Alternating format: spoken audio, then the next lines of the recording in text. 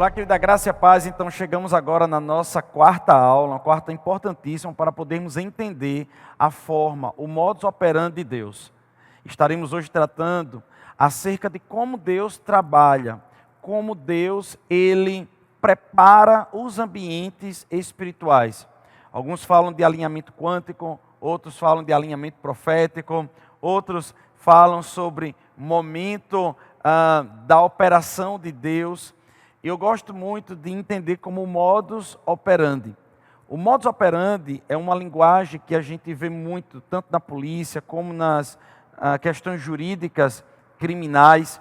Modus operandi é a forma que opera, é um padrão que se repete. Então Deus tem um padrão que se repete, que prepara o ambiente para aquilo que vai acontecer. Mas desde já, eu gostaria de pedir a você que você esteja assistindo os outros vídeos. Hoje nós estamos no quarto, como eu falei. Então nós já tivemos 3 vídeos poderosos e eu queria que você pudesse estar junto conosco também nos próximos vídeos. Se você gostar, por favor, compartilhe com mais 5 pessoas. Se inscreva no nosso canal, favorite o nosso canal aí no seu telefone e possa também estar conosco, fazendo com que ao final você possa colocar lá o seu joinha, o seu like. Isso vai ajudar o nosso canal a crescer e também podendo estar mandando perguntas para as nossas redes sociais. Manda sua pergunta, nós estamos com vontade de fazer um dia especial para tirar dúvidas com todos vocês, e eu sei que vai ser uma grande bênção. Então, sabe, quando nós falamos sobre o modus operandi de Deus, nós podemos começar na Bíblia lendo aquilo que está escrito em Gálatas capítulo 4, do versículo 4 ao 5. Ele diz assim: mas, vírgula, vindo a plenitude dos tempos. Mas, vírgula, vindo a plenitude dos tempos. Daqui a pouco eu falo um pouco desse mas. Entretanto, eu queria focar nesse primeiro momento sobre a plenitude dos tempos. A plenitude dos tempos, quando a gente vai olhar a palavra tempo na Bíblia, no Novo Testamento, existem sempre 2 palavras gregas que são utilizadas para retratar essa palavra que, traduzida no português, sempre será tempo. No grego, existe uma palavra que se chama tempo kairos, e a outra é tempo cronos. Tempo kairos é o tempo de encaixe. Seria dessa forma, melhor pensada. Ou um tempo que se preparou, um tempo que ficou maduro. Já o tempo cronos é o tempo linear, o tempo contado. Então, o tempo de 1 hora, 2 segundos, 30 minutos, até o final do ano, até o final do dia, 1 mês, 3 meses, isso se trata de tempo cronos, é um tempo linear, um tempo contado. Porém, o tempo kairos é um tempo de alinhamento, um tempo que houve uma maturação. Já a palavra plenitude vem da palavra pleronan, que quer dizer o tempo quando ele está todo encaixado, onde houve um completo encaixe. Então, é quando houve uma saturação. Se você analisar essa passagem tempo, ela está tratando aqui com cronos. Ela não está, na sua originalidade, falando de kairos.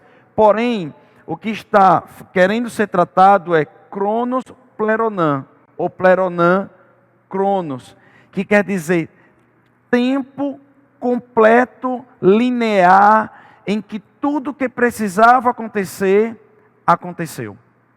Sabe, querido, quando a gente analisa essa passagem, a Bíblia está falando sobre um alinhamento quântico, um alinhamento profético, um momento em que tudo se encaixou. A palavra mas, vírgula, ela quer dizer o seguinte: estava acontecendo algo mais. Muitas vezes nós percebemos um processo, um procedimento, sabe? Beltrano, Ciclano, estava passando por um processo de câncer, mas houve a cura. A família X estava para se dissolver, o casal estava para se separar, mas eles encontraram a paz, houve perdão, houve restauração, houve reconciliação. Então o mas, ele é uma partícula que muda aquele estado, muda aquele processo, muda aquele procedimento.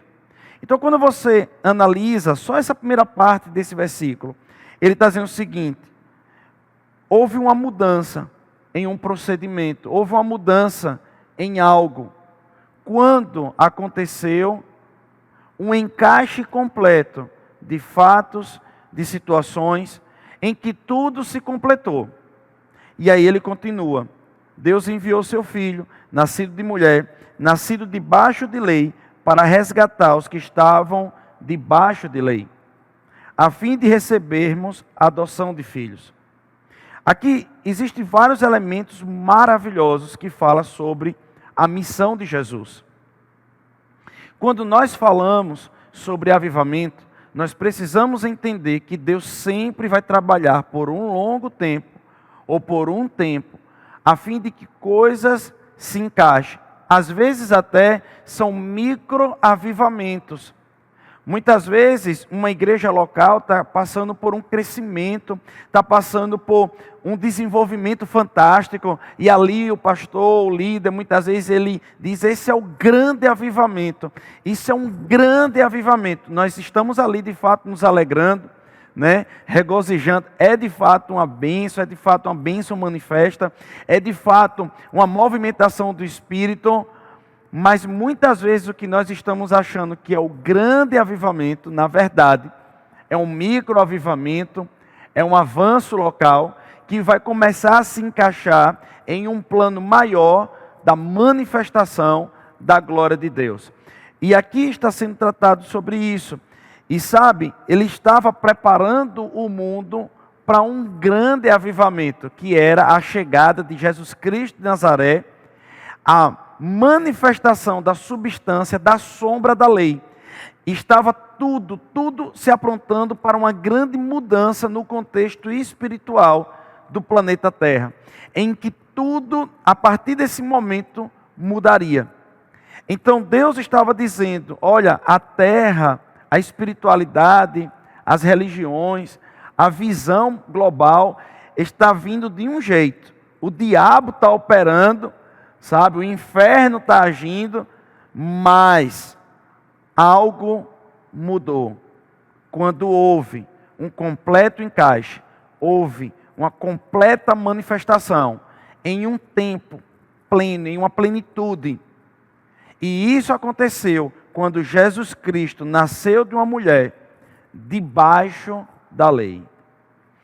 Só que a palavra debaixo da lei fala de como se fosse um jugo, fala como se fosse uma pressão. E eu vou mostrar para você porque eu estou falando sobre isso.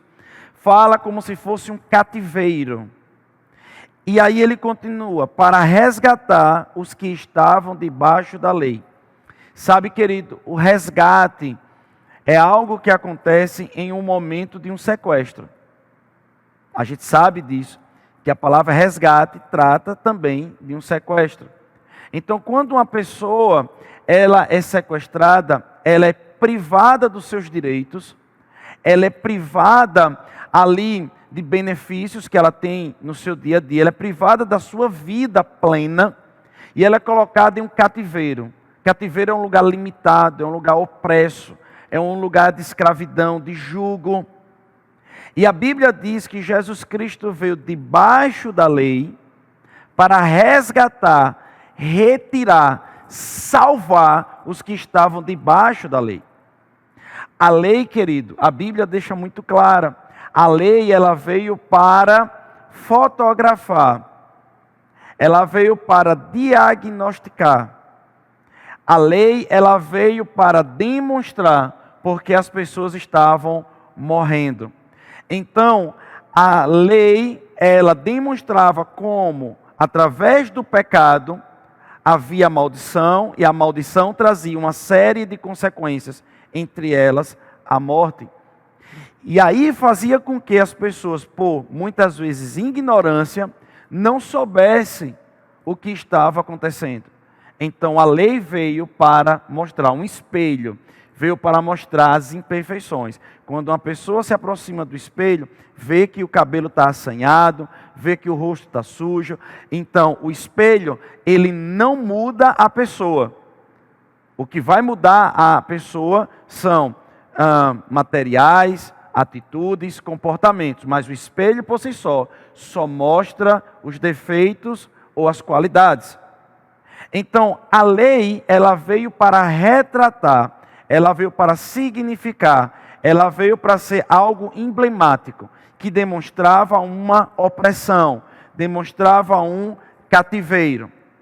E Jesus, ele veio debaixo desse cativeiro para retirar a humanidade. Então, quando nós pensamos em lei, nós estamos pensando em um retrato de algo que estava acontecendo, que não era bom. E Jesus, ele veio para resgatar a gente da lei, tirar a gente debaixo de lei e colocar em outro lugar.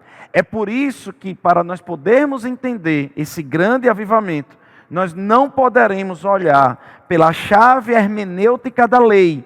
Nós precisaremos colocar a chave hermenêutica da graça, do papel de Jesus. Então, o que seria mais ou menos isso? Eu não leio a Bíblia, eu não posso entender a Bíblia pelo Antigo Testamento.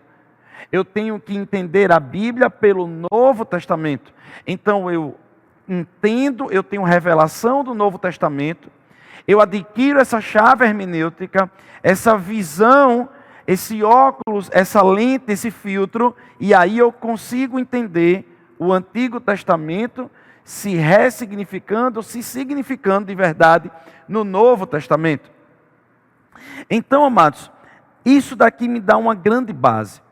Porque quando ele diz assim, mas vindo a plenitude dos tempos.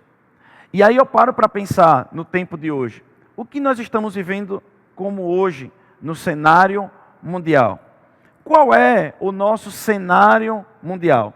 É um cenário mundial tecnológico? Então, Deus, ele vai usar a tecnologia para poder trazer um grande avivamento. Você só está podendo receber esse conteúdo, você só está podendo receber essa palavra, porque existe uma série de situações ao nosso redor. Nunca a palavra foi tão pregada, nunca a palavra foi tão divulgada, nunca a palavra correu tão rápido como nos últimos tempos. E isso sim proclama um novo tempo, um cenário de encaixes. Se nós viermos a nos fechar e dizer não, eu não quero saber, sabe? Eu sou um homem de Deus, uma mulher de Deus, que eu não gosto de tecnologia. Eu gostaria de dizer para você que outros homens de Deus serão usados por Deus para usar a tecnologia. Ainda que você, meu irmão, não venha fazer um curso de marketing digital, ainda que você não venha fazer um curso de neuromarketing, ainda que você não venha fazer um curso de YouTube, Facebook, Instagram, WhatsApp, ainda que você não venha fazer um curso de gatilhos mentais ou coisas desse tipo, eu digo a você, você precisa gerar um ministério que possa ser assistido, sim, por tecnologias. E eu declaro sobre a sua vida que pessoas vão chegar para lhe ajudar. Como pessoas têm chegado, nós também não sabemos tudo. Muito pelo contrário, parece que quanto mais a gente pensa um pouco sobre tecnologia, mais a gente precisa de ajuda. Então Deus, ele manda, mas ele vai mandar de acordo com a visão que você tiver. E você precisa abrir a visão, começar a confessar e permitir que Deus possa ajudar você para cumprir o ministério dele. Amém? Então, nesse tempo nós estamos entendendo, nós estamos analisando, hoje nós estamos agora em 2020, o mundo ao nosso redor. E um dos cenários do nosso mundo é tecnologia, velocidade de informação. Então, nós sabemos que Deus, para o próximo avivamento, vai usar isso. Ok? A outra coisa é que também nós estamos em um mundo globalizado, violentamente globalizado. Então, nós precisaremos ter uma percepção global do mundo. Antigamente, a gente ministrava a palavra, a gente pregava a palavra somente em um contexto da nossa comunidade local. Sabe, amados, nós estamos agora nesse momento, aqui em Itabaiana, Sergipe, sertão de Sergipe, sertão do menor estado do Brasil. E nós estamos ministrando acerca também de elementos globalizados. Eu não sei aonde isso vai chegar, aonde esse material vai chegar. Então, nós sabemos que esse avivamento será um avivamento que tocará nas nações. Será algo globalizado que tocará, influenciará de forma poderosa. Nós estamos nesse momento agora diante de um cenário, por exemplo, a questão do coronavírus, né? Eu creio que quando daqui a alguns dias você for assistir esse vídeo, a gente já vai ter vacina, a gente já vai ter uma grande bênção, né, em relação a isso. Mas nós estamos agora vivendo a questão do coronavírus. Se tem uma coisa que a gente aprendeu, né, Wuhan, uma cidadezinha pequena na China, e esse vírus nasceu lá dentro de Wuhan, segundo os especialistas. Não sei se talvez, né, quando você estiver assistindo, possa ter mudado o dado, mas até esse momento é o que se fala, que era um vírus que estava em animais, desses animais se adaptaram ao homem, e foi ali que houve a primeira contaminação humana. Então lá na China aconteceu isso. Sabe o que aconteceu? No mundo inteiro, o povo está usando máscara, o povo está tendo distanciamento de 2 metros, as pessoas estão passando álcool em gel ou outro, né? Outro material que possa matar vírus e por aí vai. Então, essas preocupações ou essas ocupações aconteceram e está tocando na cultura global, o mundo inteiro, ao ponto que de Wuhan chegou em Itabaiana, sertão de Sergipe. Então isso prova que o mundo está altamente globalizado. Nós estamos aqui em Itabaiana, por exemplo, nós temos ovelha que já está morando nos Estados Unidos e congregando em uma igreja nos Estados Unidos. Nós temos pessoas daqui da nossa igreja que saíram daqui e já estão habitando em outras igrejas, em outros lugares, comunicam com a gente, estão em diversos lugares. E sabe, querido, a gente muitas vezes vai orientar, a gente diz, tem essa igreja, muitas vezes por um aplicativo, muitas vezes por um site, muitas vezes por um vídeo na internet. A gente diz, lá naquele lugar tem essa igreja. Então nós nos tornamos conhecidos, nós estamos em um mundo globalizado e nós não temos como não entender que o avivamento vai também contar com esses elementos, porque Deus assim sempre trabalhou com encaixe. Isso também faz a gente abrir um pouco a nossa mentalidade, porque muitas vezes nós estamos criticando, nós estamos maltratando ministérios que muitas vezes deveriam estar sendo copiados, podendo ser uma influência sobre a nossa vida, uma influência positiva.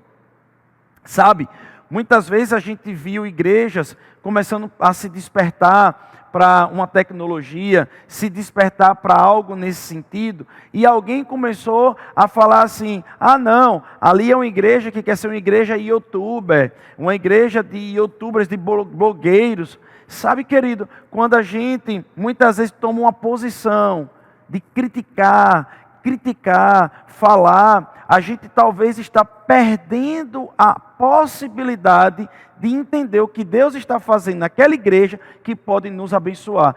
Eu sei que Deus, Ele muitas vezes, querido, Ele vai fazer algo somente na sua igreja, de forma individual, de forma particular na sua igreja. Mas eu também quero dizer que Deus, Ele olha para a igreja na terra como o seu corpo. Ele não vai dizer que a igreja A, a igreja B é o seu corpo de forma completa. Não, é uma parte. Então a igreja, ela tem um princípio, o princípio da unidade ou unicidade. Sabe, esse princípio faz com que nós venhamos a entender que talvez algo que Deus desperte, querido, lá na Índia, em uma igreja lá na Índia, aquele despertamento lá na Singapura, a gente vê nos Estados Unidos, no Brasil, no sertão do Brasil, algo que Deus possa fazer ali, de novo, para esse tempo, seja algo que não seja somente para aquela igreja local, mas seja algo para a igreja como um todo, a igreja global. Então, talvez não venhamos a concordar doutrinariamente em tudo, mas nós venhamos a ser influenciados por algo que Deus está despertando naquela igreja, e que vai ser uma bênção para a nossa igreja. Porque muitas vezes Deus não vai trazer revelações para todas as igrejas. Ele vai trazer revelação para uma igreja. Pastor, mostra isso na Bíblia. Mostra, a Bíblia diz, enchei-vos do Espírito, sujeitando-vos uns aos outros.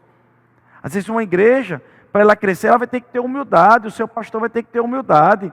Ele vai ter que chegar para outros pastores e dizer, me ensine isso, me ajude a ir nisso. Eu vou visitar a igreja do pastor João, do pastor Pedro, eu vou visitar aquela igreja lá para conhecer aquele povo ali. E por que isso é tão importante no que diz respeito ao avivamento? Porque pode acontecer de comunidades se isolarem em uma grande onda e ficar alheia a um grande despertamento do Espírito Santo. A segunda coisa é que muitas vezes Deus ele já está trabalhando nessa construção da plenitude dos tempos, em encaixe, e nós estamos também competindo, no lugar da gente estar, sabe, elogiando, dizendo parabéns, que o seu trabalho está sendo uma bênção. Sabe que isso não arranca pedaço, pelo contrário, faz com que você tenha conexão e conectividade. E sabe, quando nós estamos nos conectando, nós estamos também permitindo que o Espírito Santo trabalhe. Lá na frente, nas próximas aulas, nós vamos falar de um avivamento que aconteceu através de John Bunyan, ou John Bunyan, o escritor dos Peregrinos, do livro Os Peregrinos. Sabe, quando as pessoas olharam aquele homem trazendo um avivamento dentro de uma visão anglicana, lá pela sociedade religiosa dos irmãos, em um cenário religioso, em um cenário anglicano conservador inicial, né? E naquele momento ali, quando ele trouxe, Deus estava usando ele para um avivamento, as pessoas começaram a perseguir aquele cara, começaram a perseguir esse grande avivalista. Ele foi usado por Deus para um tipo de avivamento. E naquele momento, no lugar das pessoas pegarem junto, ajudarem, prenderam ele. Ele foi preso. Mas quando Deus está em algo, querido, e o homem de Deus está firme, seguro na palavra, tanto Deus em algo e a pessoa segurando a palavra, não tem como os planos dele ser frustrados. Deus vai utilizar até das pedras para construir castelos. Eu quero continuar falando sobre a questão um pouco do tempo, para que a gente possa abrir ainda a nossa mente. E eu não queria que você, nesse momento, sabe, você fugisse do entendimento desse curso. Esse curso é para aprofundar. Eu disse que nós iríamos aprofundar o conhecimento, e nós estamos tratando de avivamento, mente avivada, uma mente avivada, uma mente pronta, mudando a nossa mentalidade para o que Deus tem para nós, tá certo? Então, eu quero entrar agora a falar um pouco sobre o tempo. Então, lá em Efésios capítulo 3, do versículo 14 ao 21, eu quero fazer questão de ler essa passagem, eu queria que você me acompanhasse. Efésios 3, do versículo 14 ao 21, diz assim: por esta causa me põe de joelhos diante do Pai. Versículo 15, de quem toma o nome toda a família, tanto no céu como sobre a terra, para que segundo a riqueza da sua glória, vos conceda que sejais fortalecidos com poder. Aleluia. A palavra aqui no grego é krataio. Mediante o seu espírito no homem interior, ou seja, conectando o Espírito Santo no espírito do homem. Há uma conexão. E essa conexão faz com que o homem, sobrenaturalmente, seja regado de riquezas da glória. Aleluia. E ele diz que essas riquezas da glória fortalecem o homem. E a palavra krataio quer dizer depósito. Ele dá um depósito para o homem andar com esse tanque cheio. E não é isso que um avivalista precisa? Estar com um tanque cheio. Muitas vezes em um lugar totalmente seco, ele vai ter ali um tanque cheio. E ele diz o seguinte: e alicerçados no amor. 18, a fim de poderdes compreender com todos os santos. Compreender. Ter uma capacidade, de uma mentalidade em que possa absorver, junto com todos os santos. As revelações que Deus tem, não é para uma igreja ou outra, é para todos os santos. Por isso que precisa haver conectividade. Qual é a largura e o comprimento e a altura e a profundidade? E conhecer o amor de Cristo, que excede todo entendimento, para que sejais tomado de toda a plenitude de Deus. Eu não sei se você está percebendo um padrão que está se repetindo aqui: plenitude, todo, exceder a entendimento, abundar em riqueza, a riqueza ser maior. Ok. Ele diz 20, ora, aquele que é poderoso para fazer infinitamente mais do que tudo quanto pedimos ou pensamos, infinitamente mais do que pedimos e pensamos, conforme o seu poder que opera em nós. A ele seja a glória na igreja e em Cristo Jesus, por todas as gerações, para todos sempre. Amém. O que esse versículo, o contexto está tratando, é um transbordar. Algo que vai além. Algo que vai além da sua capacidade financeira. Algo que vai além da sua capacidade emocional.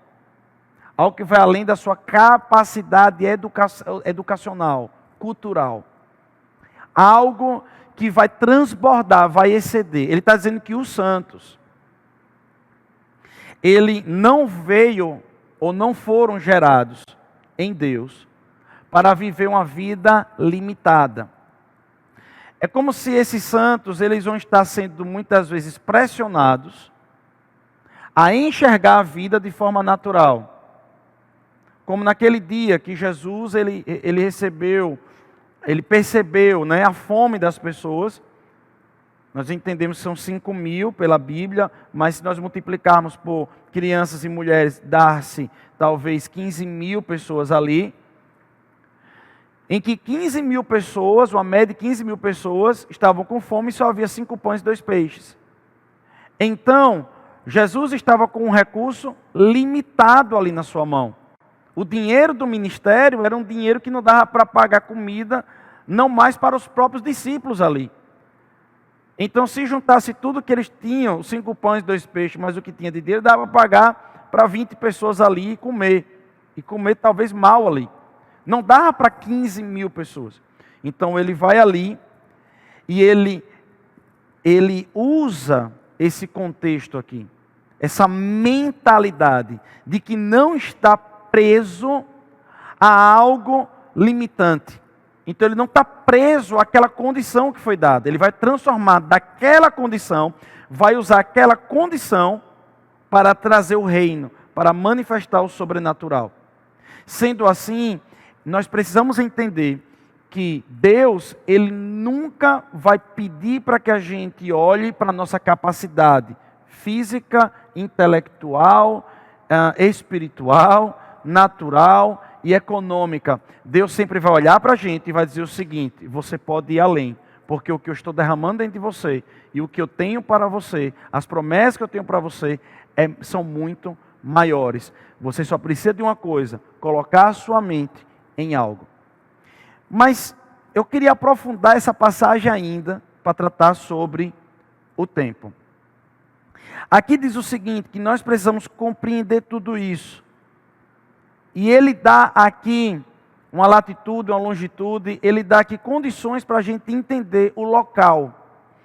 E ele diz o seguinte: qual é a largura, o comprimento, a altura e a profundidade. Eu não sei se você entende e compreende, mas a nossa dimensão física, ela é formada por altura, largura e profundidade. Essa palavra comprimento aqui é uma palavra que ela excede a estrutura espacial da dimensão que nós vivemos. A nossa dimensão ela trabalha com tempo, espaço, aceleração, ela tem elementos, a nossa dimensão tem elementos físicos para podermos existir nesse universo e nessa dimensão, ok? Então nós somos seres espacialmente tridimensionais enquanto corpo. O nosso corpo físico, o nosso corpo material, ele é tridimensional.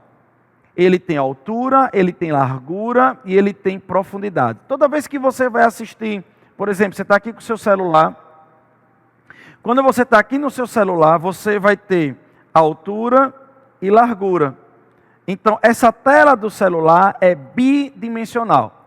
Mas se você vai num cinema, e quando você vai no cinema, coloca aquele óculos, e aquele filme ali é um filme tridimensional, o que vai acontecer? Imagens vão começar a vir para cima de você, porque agora teve profundidade. Então, você tem uma percepção mais realista daquele lugar. Você tem uma percepção mais realista daquele filme. Sendo assim, você consegue entender de forma mais prática que nós somos seres tridimensionais espacialmente. Porém, ele está dizendo que esse lugar que nós vamos receber, se há mais de Deus, ele é quadridimensional. Se ele é quadridimensional, ele vai ter que ter um tempo ou uma forma de compreender tempo diferente, uma aceleração diferente, entende isso? Então ele vai ser totalmente diferente. Jesus, incidentemente, e eu amo isso, eu amo demais isso, a gente vai perceber os últimos estudos acerca do colisor de partículas lá da Suíça. E lá no colisor de partículas da Suíça, nós analisamos e nós olhamos algumas conclusões que eles tiveram. Por exemplo, eles acharam lá o bóson de Higgs, ou a partícula Deus. Então Higgs era um físico teórico em que ele entendeu pelos cálculos e estudando a matéria que havia também uma partícula que ele deu o nome de bóson de Higgs, ou a partícula Deus, em que basicamente essa partícula tem a capacidade de transformar energia em matéria. A gente já conseguiu com a nossa tecnologia transformar matéria em energia. Por exemplo, algumas gramas de urânio enriquecido, quando ativado, causa um impacto de uma energia atômica que se transforma em uma bomba atômica. Então, algumas gramas de urânio enriquecido transforma-se em uma bomba capaz de explodir Hiroshima e outra Nagasaki. Então, matéria pode se transformar em energia quando está em hipervelocidade, é mc elevado ao quadrado. Então, o que esse versículo está dizendo, e ele começa a trabalhar, é com uma conclusão que depois de bilhões de dólares gastos, décadas, e por que não dizer séculos de estudos que deram uma base para cálculos e hipóteses, e muita tecnologia, conseguiram chegar. Como assim? Quando eles estudaram Bóson de Higgs, eles perceberam que energia pode se transformar em matéria. Só que o seu autor disse, olha, aí vai ser a partícula Deus. Só que no final das contas, abriu foi outra lacuna. Porque se energia é transformada em matéria, no Big Bang, no início de todas as coisas, que não havia oxigênio, não havia outros elementos para haver combustão. Então, de onde veio tanta energia se não teve condição de ter combustão? O Big Bang, como é que foi uma explosão se não tinha oxigênio, por exemplo? E eles começaram a entender que essa energia, ela teve que vir de outro lugar. E aí é quando surgiu a teoria dos multiversos, né? Dos outros universos. Então, eles disseram, bom, nós estamos agora com um problema que só se resolve se nós viemos a entender que existe um outro universo. Mas para ter um outro universo que possa construir essa dimensão, né, questões interdimensionais, essa outra dimensão, ela tem que ter elementos diferenciados dessa dimensão. E um desses elementos é que se aqui é tridimensional espacialmente, lá vai ter que ser quadridimensional. Então eles disseram o seguinte, olha, vai ter que ter altura, largura, profundidade, mas também vai ter que ter uma vetorização. Nessa vetorização, o cubo se transforma, por exemplo, no hipercubo. E aí o que é que acontece? Simplesmente, eles entenderam e eles compreenderam que essa vetorização se chamaria de macros. Uma vetorização macro. E Jesus, incidentemente, a palavra para comprimento é a palavra macros.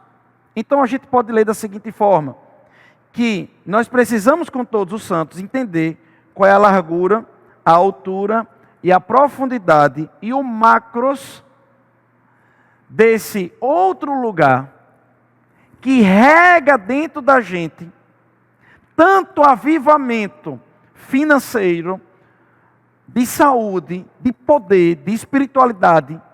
Então, de outro lugar, que é o Espírito Santo, que é o reino de Deus, que o Espírito Santo está trazendo desse reino algo, que está comunicando ao nosso homem interior, através do amor, aleluia, algo poderoso que excede ao nosso entendimento, a nossa capacidade, a nossa compreensão. Então faz o homem explodir, jorrar, faz o homem se tornar um rio, se tornar avivado. Com isso, querido, eu quero deixar claro para você, e que você possa entender, que quando nós olhamos para Deus e nós vamos dizer assim para Deus, Deus, a gente está com pressa, falta um ano, falta 2 meses. Deus está olhando para a gente dizendo o seguinte, eu não entendo esse negócio de pressa. Meu trabalho é outro, meu trabalho é com encaixe, é com plenitude.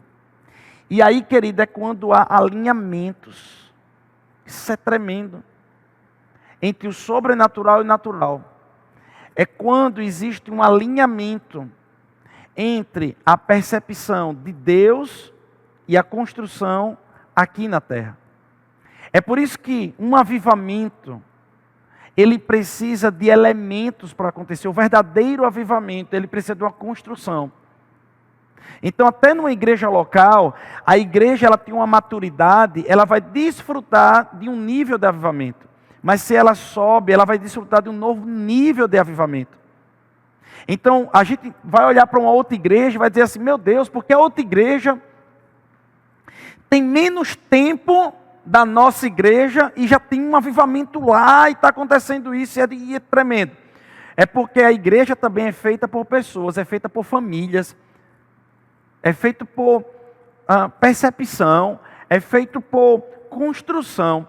E isso não é uma questão de tempo, querido. Às vezes tem pessoas que dentro de um ambiente de ensino, um ambiente de percepção, de liberdade, um ambiente que nós estamos ensinando, nós vamos ensinar até o final aqui. Essa construção sendo feita e sendo bem feita, faz com que talvez igrejas presas a uma religiosidade, às vezes igrejas presas a uma estrutura análoga a quem daquilo que é o papel principal, primordial da igreja, graça e verdade. Às vezes tem muito mais forma do que essência, muito mais entraves do que fluidez. Às vezes uma igreja mais fluida, mais exponencial, essa igreja vai poder provar mais rápido de um avivamento do que uma igreja que está presa, arraigada em culturas religiosas, que não vai facilitar. É por isso que Jesus tentou trazer o seu avivamento, o avivamento para os judeus e não conseguiu. E ele percebeu que o gentio seria mais fácil para fazer com que isso acontecesse. Sabe, irmãos, eu queria, com isso daqui, passar para um assunto bem interessante, falando sobre o tempo. O tempo de Deus, essencialmente o tempo de Deus, de fato, é totalmente diferente do nosso tempo. A Bíblia diz que Um dia para Deus pode ser 1000 anos, e 1000 anos para Deus pode ser um dia. Isso quebra totalmente a noção de tempo para a gente. Por isso que às vezes a gente diz assim, olha, Deus tem pressa. A gente pode até entender que Deus tem pressa, que a gente sempre esteja no melhor lugar, da forma plena, da forma que Ele planejou a gente. Entretanto, essencialmente Deus não tem pressa. Na sua conjectura, Deus não tem pressa. Deus ele vai esperar. Você veja que quando o homem caiu, assim que o homem caiu, Deus já promoveu ali, em Gênesis, dizendo que da mulher viria Jesus, que pisaria na cabeça da serpente. Então Jesus ele vai ali ser profetizado já em Gênesis ali, já logo no início. Milhares de anos depois, surge Jesus. Então Jesus ele surge milhares de anos depois. Então ele promete ali, mas somente milhares de anos depois, veio a plenitude dos tempos. Isso é muito importante, porque eu conheço igrejas que receberam homens de Deus carregados da unção, poderosos. Eu conheço particularmente uma igreja, que essa igreja tinha um homem de Deus muito poderoso lá dentro. E ele tentava avançar com a igreja e não conseguia. Ele tentava fazer com que a igreja percebesse a voz do Espírito e a igreja estava presa a estruturas humanas.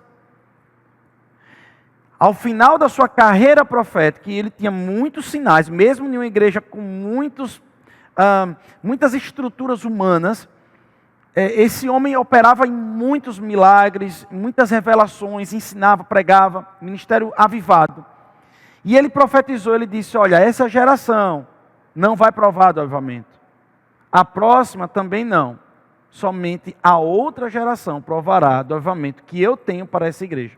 O que foi que Deus estava dizendo através daquele homem? Foi um juízo? Está vendo aí, vocês não quiseram meu avivamento, agora vou condenar as próximas gerações? Não. Deus ele já está vendo o futuro, ele já sabia que aquela geração, por mais que ele quisesse, não teria condição. A outra também, somente a última teria, ou a terceira, por assim dizer, contando com a primeira, teria condição de provar do avivamento por causa da mentalidade. A mudança de cultura. A cultura é o teto. Sabe, em uma igreja, a igreja precisa ajudar muito ao pastor. Eu gostei muito um dia de um grande homem de Deus, o que ele falou. Ele disse assim, para haver o epignosis. O que é epignosis? Naquele momento que Jesus está andando e aquela mulher vem e topa em Jesus. A Bíblia diz que percebeu Jesus, que dele saíra poder. A palavra perceber, a palavra epignosis, que é muito mais do que gnosis, é uma percepção espiritual, um usufruir espiritual. É um degustar espiritual. Então, houve uma mulher que confessava e queria, e havia um homem cheio do Espírito. Então, não basta, queridos, sermos pastores, ministros, mestres, profetas, evangelistas, apóstolos, cheios do Espírito. Tem que ter um povo também que esteja com expectativa para receber do Espírito. Também, querido, deixa eu dizer algo para você. A gente não pode estar pegando como homens de Deus e descendo o cacete no povo, né? Jogando pedra no povo. Não, o que foi que Jesus fez? Ele ensinava, ele se esmerava em ensinar. Esse é meu trabalho aqui, nós estamos fazendo esse material, gastando tempo, investindo tempo, para que possamos construir um material robusto. Isso aqui vai abençoar a nossa igreja local, isso também vai abençoar outras igrejas. Então, irmão, você precisa se esmerar no ensino, o povo precisa mudar a mentalidade, precisa chacoalhar a mentalidade. Isso vem pelo ensino e experiência. Ensino e experiência. Com ensino e experiência, mudanças acontecem. E isso, sabe, nós precisamos compreender claramente, rapidamente, o modus operandi de Deus. Que o modus operandi de Deus, o tempo de Deus trabalha com encaixe. Então, não é 5 anos, 10 anos, 20 anos, 50 anos. Não, muito pelo contrário. Deus pode fazer, sabe, décadas em dias. Lembra da reconstrução dos muros de Jerusalém? Neemias estava lá. Foi o que Neemias fez, né? Ali era um trabalho para 50 anos. Uau! E aquele homem fez em dias. Por quê? Porque ele conseguiu mudar a mentalidade do pessoal. Como foi que Sanbalat e Tobias decidiu destruir? Como é que o diabo usou ali pessoas? Através do enfraquecimento, através de palavras, entrando na mente. Ah, rapaz, isso aí se um cachorro passar, eles falavam, né? Se um cachorro passar, derruba esse muro. Muro mal feito da zorra, não vai dar certo não. Disse que as pessoas começaram a se estimular com eles ali, falando que não daria certo. Eles dizem o que é que acontece? Eles dizem, não, vai descer do muro, rapaz. A gente não pode descer, nós estamos em uma grande construção. Então, para ser feito um muro, que teoricamente seria feito em anos, que foram feitos em dias, acontece que, para fazer esse muro, que naturalmente seria de um jeito, se transformou em outro, bastou uma coisa, disposição e mentalidade. E um avivamento acontece dessa forma. O tempo do avivamento é mentalidade e disposição, é encaixe. Então, coisas que naturalmente alguém diria assim, olha, a minha igreja lá, sabe, para chegar nessa estrutura, demorou 100 anos. Mas sabe, se você tiver um povo disposto, um povo que pega junto, um povo que está bem animado, se você pegar um povo assim, tiver com esse povo, ensinando, mostrando, crescendo, sabe, querido, o que vai acontecer é que aquilo que talvez uma igreja levou 100 anos, essa outra igreja leva 5, leva 4, leva 10, mas não precisa necessariamente passar 100 anos. Amém? Então, eu queria agora tratar, nesse tempo, nesse momento agora, ainda tratando sobre encaixe, ele diz que veio para resgatar as pessoas da lei. E ele veio para resgatar as pessoas da lei para colocar na onde? Em que lugar? Eu queria ler para vocês 2 Coríntios, capítulo 3, versículo 7. 2 Coríntios, capítulo 3, versículo 7. Diz o seguinte: e se o mistério da morte, gravado com letras em pedras, o mistério da morte, gravado em letras em pedras, então o mistério da morte, o ministério era da morte, gravado nas letras de pedra. O ministério da morte não era de Deus, mas Deus decidiu pegar esse ministério e revelar esse ministério, que era misterioso, em letras, deixar claro para o povo entender o que era maldito e o que era bendito. Maldito e bendito. Né? Ele dizia, se procederes assim, maldição. Se procederes assim, bênção. Se revestiu de glória, a ponto de os filhos de Israel não poderem fitar a face de Moisés, por causa da glória do seu rosto, ainda que desvanecente. Como não será maior glória o ministério do Espírito? Sabe, a gente para analisar e para ver que quando a Bíblia está falando sobre isso, ela está falando e ela está dizendo aqui algo poderoso. Ela está tratando acerca do ministério da morte, que era desvanecente, uma outra característica da lei. A lei era desvanecente, mas a lei que nós estamos submetidos hoje é a lei da graça. A lei da graça é uma lei que ela é resplandecente, é de glória em glória. Ela é de glória em glória.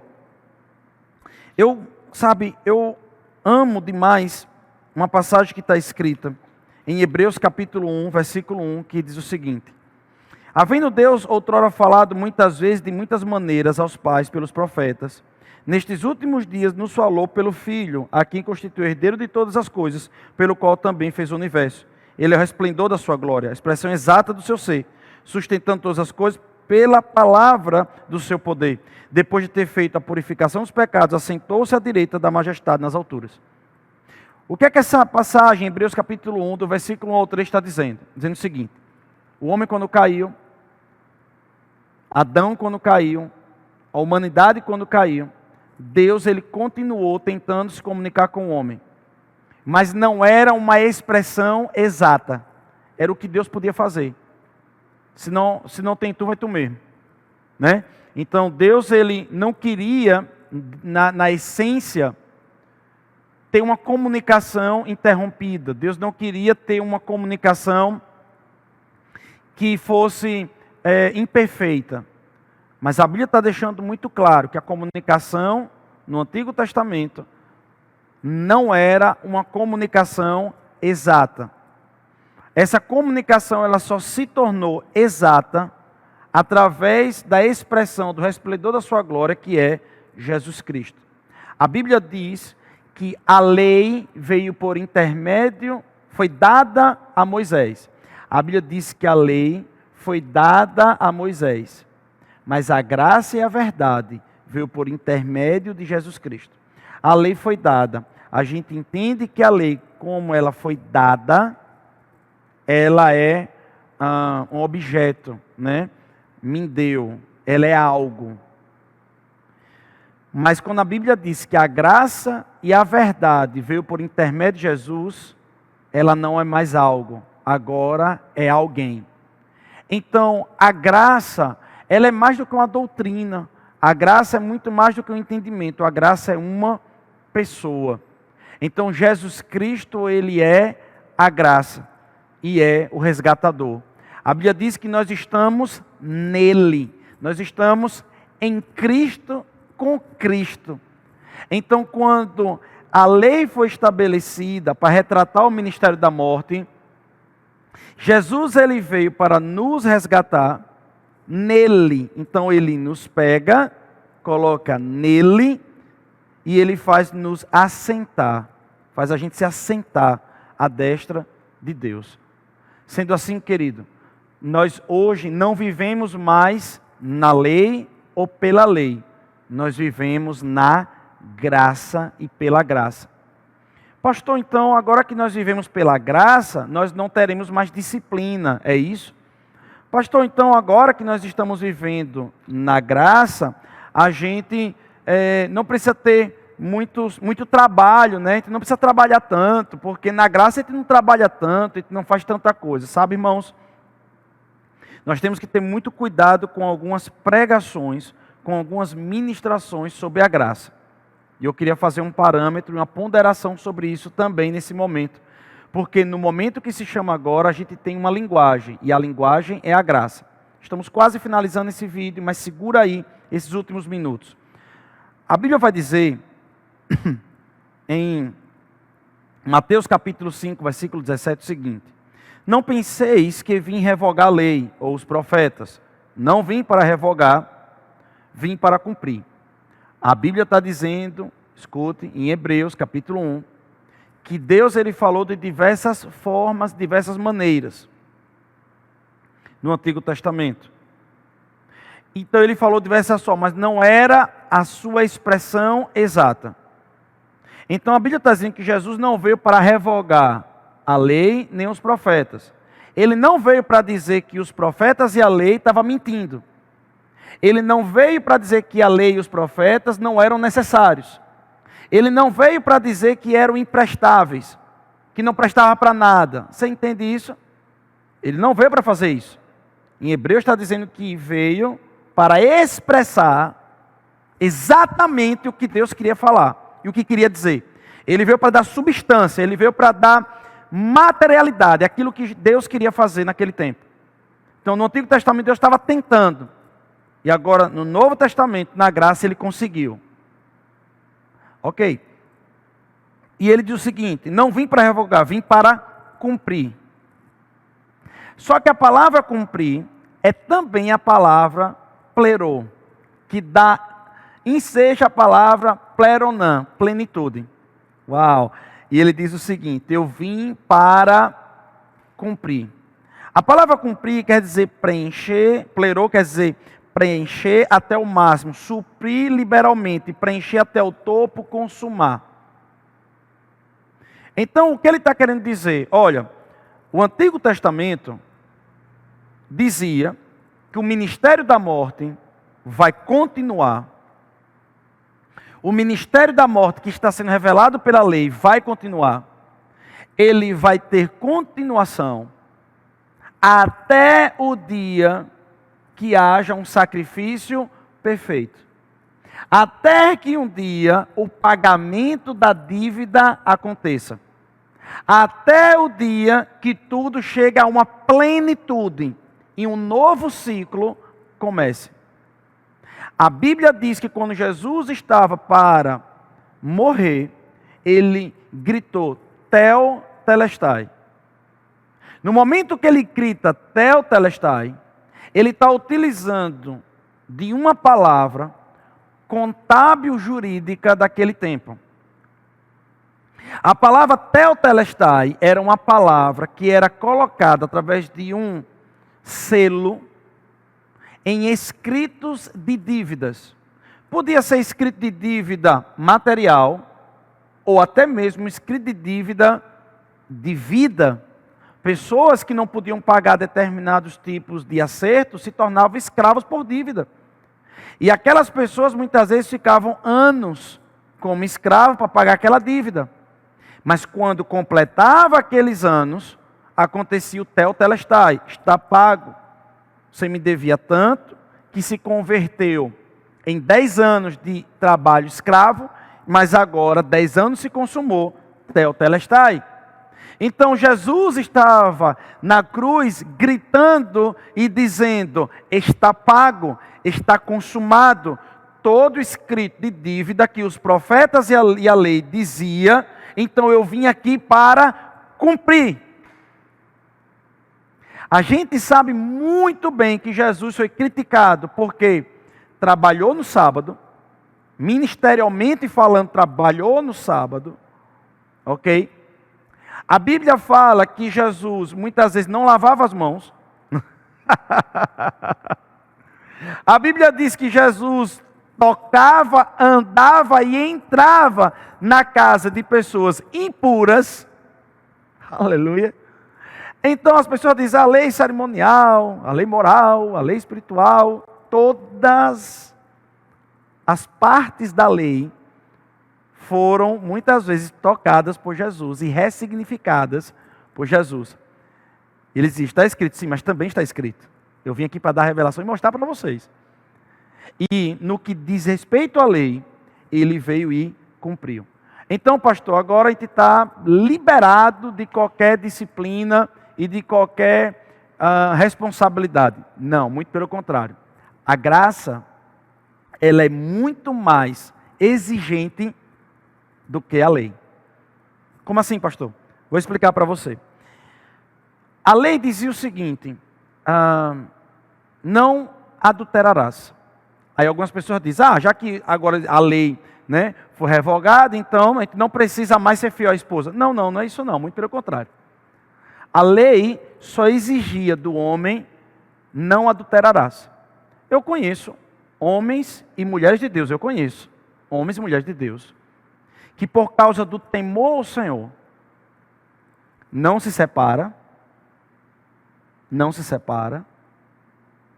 vive uma vida, como é que eu vou dizer assim, de celibatado, dentro de casa, não tem relação sexual com a esposa, não tem carinho com a esposa, não tem carinho com o esposo, não tem mais contato físico, contato íntimo, mas eu me casei para morrer com essa pessoa.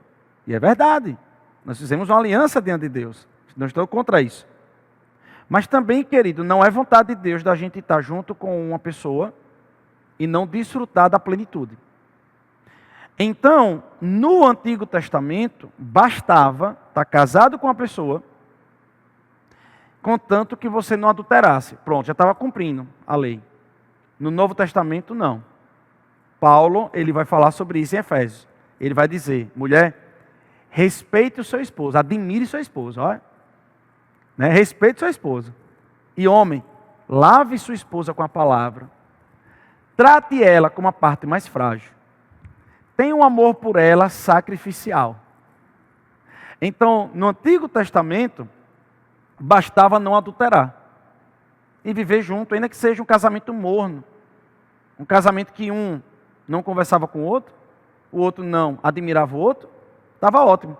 No Novo Testamento, além de não adulterar, você tem que amar o seu esposo, a sua esposa, e a esposa tem que respeitar o seu marido.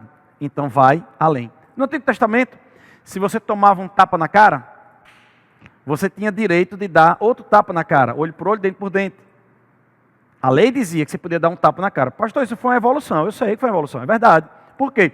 Porque quem gostaria de tomar um tapa na cara e só dar outro tapa? Não, geralmente é o seguinte: você toma um tapa na cara, você quer dar pelo menos 2. Um para descontar e o outro para sair por cima, né? Pela ousadia da pessoa. Já na lei, ele disse, não, 1 por 1. Isso já era uma desvantagem, já era segurar a carne ali, já era uma disciplina da carne. Já era um tipo de espiritualidade, por assim dizer. Já era um tipo de demonstração de controle. No Novo Testamento, por causa da graça e o Espírito Santo que habita de nós, se tomar um tapa na cara, você tem que oferecer a outra face. O costume dizia que se um soldado romano colocasse sobre as suas costas a mochila dele para andar por 1 milha, você pegava aquilo ali e andava 1 milha. Mas no Novo Testamento está dizendo que você tem que andar 1 milha para cumprir o costume e agora andar a 2ª milha pela conta da graça. Isso fazia com que pessoas, inclusive, tem relatos de se converterem por causa dessas atitudes, mostrando que os cristãos eram diferentes, os cristãos eram diferentes. Tá certo? Então, irmãos, deixa eu dizer algo para você. A graça, ela não trouxe para a gente uma liberalidade anárquica espiritual. Tá certo? De que tudo vale, tudo pode, estamos na graça. Não. Isso é mentira. Isso é heresia. Isso é doutrina dos nicolaítas. Tá certo? Não, isso não é desse jeito. Agora, eu também preciso falar para você que nós não vamos mais estar obrigados a andar nos usos e costumes da lei judaico-mosaica, tá certo? Então, por que eu estou trabalhando com isso? Nós já estamos quase chegando nos minutos finais. É o seguinte, é que nesse novo tempo, nessa nova conjectura, Deus ele vai ter uma linguagem nesse avivamento. Ele vai ter a linguagem da graça. Então, se tem uma orientação que eu dou para você querido, depois de terminar as aulas de avivamento comigo aqui, nós vamos precisar correr para entender sobre a graça de Deus. Paulo disse que por causa da graça de Deus, ele produziu, trabalhou muito mais do que os outros apóstolos. A Bíblia diz que por causa da graça de Deus, quando nós estamos fracos, é que a gente é forte. Então, se a gente ficar numa religiosidade, num legalismo, querido, não vai conseguir aflorar o projeto de Deus para esse tempo, porque Jesus é a expressão exata da glória e manifestação de Cristo. Então, o que foi que nós aprendemos hoje? Nós aprendemos hoje que Deus ele tem a sua plenitude, ele tem a sua forma de trabalhar, o seu tempo, o seu encaixe, e nós precisamos preparar o cenário, sendo guiados pelo Espírito do avivamento. Nós estaremos aprendendo o que vários avivalistas fizeram, e eu garanto a você que ao final dessas aulas saberemos como construir isso. E o segundo, é que a linguagem nesse tempo é a linguagem da graça, mas não é a linguagem da gracinha, é a linguagem da graça, que é maior e superior do que a lei, porque nós temos o Espírito Santo dentro da gente hoje. Deus abençoe você. Eu peço a você que possa colocar aí o seu joinha, o seu like, que você possa multiplicar esse vídeo com outras pessoas, que você possa se inscrever no nosso canal e favoritar esse vídeo aí. E por favor, compartilhe com pelo menos 5 pessoas. Vamos fazer esses estudos aqui crescer, porque isso motiva demais a gente poder continuar, tá bom? Então, só depende de você, a gente poder continuar, inclusive fazendo outros cursos online de graça para você. Deus abençoe você em nome de Jesus.